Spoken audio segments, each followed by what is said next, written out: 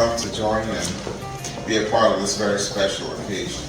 Yeah. So, over to Devin, my brother. Oh, we gonna wait on your queen? She's She making coffee and all that. She's coming. She's coming. She's coming. So, good afternoon, everyone. Good afternoon, honey. Ladies, gentlemen, welcome Thank to you. our first of possibly many events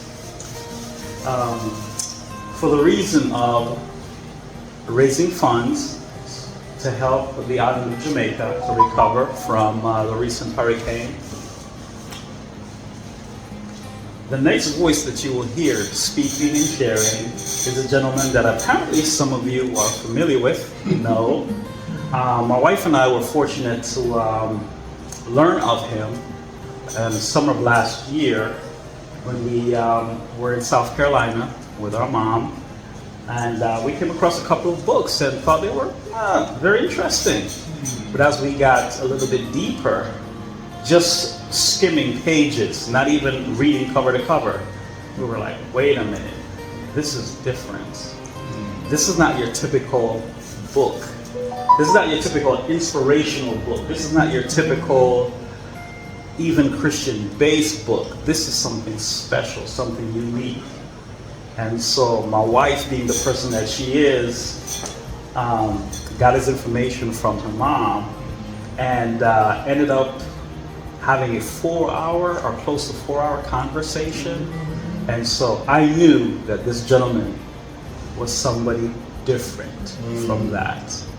So anyway, I would like to present to some and introduce to others Mr. Dennis Nickens. Amen. I want to keep this.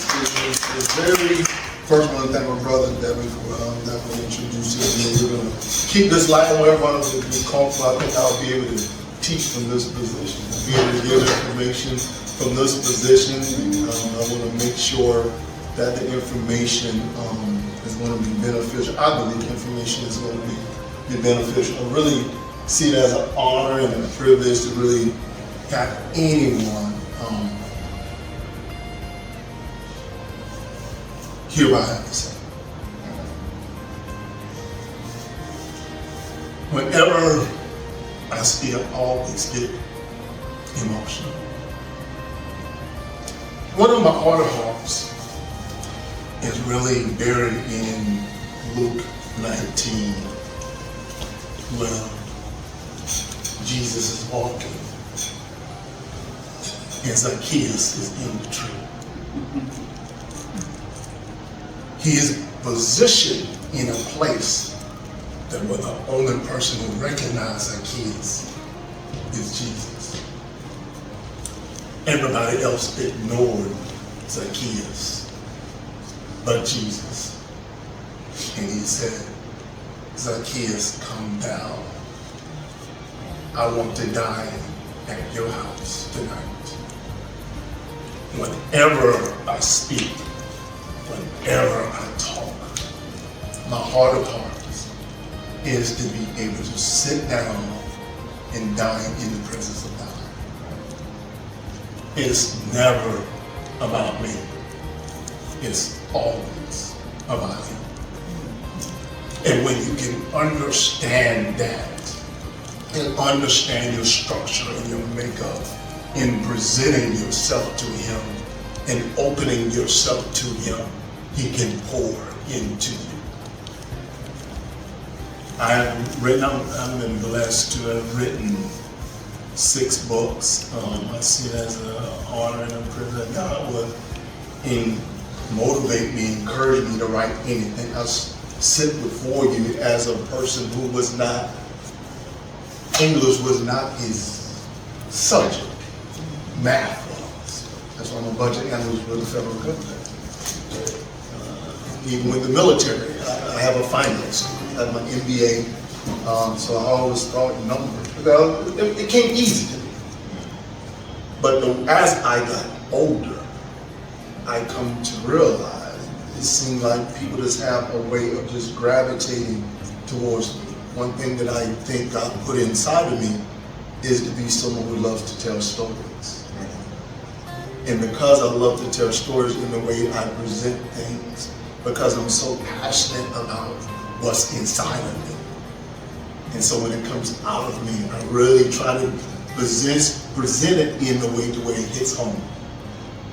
In the way that I structure things, in the way as my first book I wrote, is called Doing It God's Way. It's the first book I wrote. That book is structured around individuals who are contemplating in getting married and don't understand the things that are needed to have a successful marriage.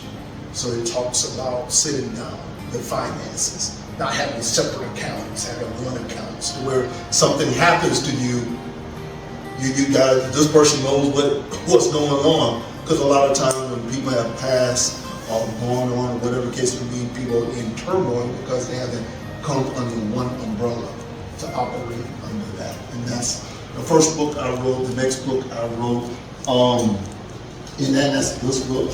Next book I wrote was Unbroken Vows, Keeping It Together. That's my book on marriage. That's this book.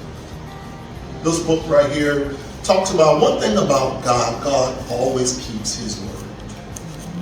As human beings, we break them. So when you stood before God and you gave a vow, you gave a covenant vow, never to break it. Because God always holds up his end of the bargain. Marriage is a bargain. You went before God and said, okay, this is my wife, this is my husband. God didn't choose it, you chose it. And God said, okay, if you follow my manuscript, you will have success in your marriage. Don't break your vow. To me, not to man. Keep your vow, your covenant vow. An unbroken vow. If you look at your ring, it's a complete circle. It's not broken, it's complete. That's what God is in your marriage. And so I wrote this book. The next book I wrote is called Singlehood. It's Okay to Be Selfish. I said, Dennis, why did you give it that title? I said, well, some people that are single, and if you really lock into the things that God has for you, that means you're on a mission for what God has for you. And because people operate outside of you, don't understand what you're going through. Most people outside of you call you selfish. But when they understand you're not only dedicated, but you're committed. So if you want to call me selfish for having a commitment between me and God, where I'm not going to let anyone distract me, it's okay for you to call me selfish. And I'm all right with that. The next book I wrote is called Raising Kings. This book right here deals with a father-son relationship, to where as men we pour into our sons and we give them instructions to where they can go out here and know what it means in taking care of your family. Know what it means in making sure that my wife is taken care of. Know what it means making sure that my son have a blueprint of what life looks like. Understanding that because of my struggles, I don't mind you going through it, but I'm going to give you the tools you need in order to go through it. Everyone goes through a storm, but no, not everyone knows how to deal with the storm when it comes. This book talks about the tools that either you have a father in your life or you're raising a single child or don't. This gives you tools that you need as a young man transitioning into manhood. And some of the gentlemen knows what I'm talking about. There's a lot we want to pour into our sons, pour into those who gravitate towards us. Doesn't neglect the women, but this is the thing, if the father isn't there, this book will give you tools that you can pour into your son. Your son doesn't need cake all the time. He needs structure. Most men are failing in life because they have no structure. I just was in there talking about my grandson. He's struggling in life because his father thinks smoking dope and drinking is the way of life. He doesn't have structure. He's too old to be on his mother's breast because you can no longer produce milk.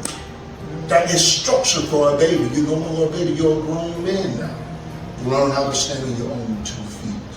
Then you can put one foot in front of the other, based upon your understanding. Next book I wrote is called Stepping Up. This is a leadership book. This book talks about really being in a position of leadership. What it really means in really leading those who follow after you. You have to step up. There are things you're going to have as far as leadership principles that you give to those who follow behind you. I just was finished reading the Bible and you talk about Moses and then Joshua. He passed the mantle down. He couldn't enter in, but Joshua could. He only was able to do that by paying attention. You have to pay attention. And then my last book that I wrote this year is called Silence the Noise. A guide to hearing God's voice and finding your purpose. And the reason why I'm here today.